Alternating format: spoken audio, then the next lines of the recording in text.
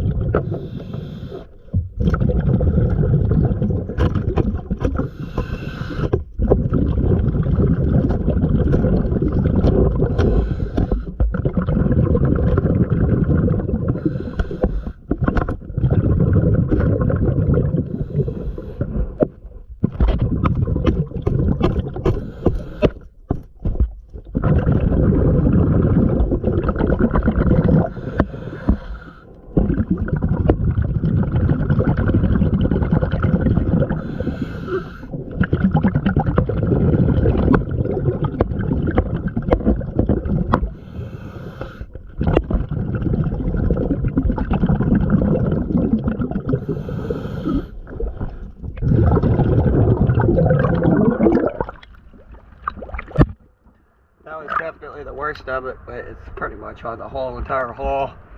And then there's blisters more near, probably over here, right here with the keel, that haven't opened up yet, but you can feel them.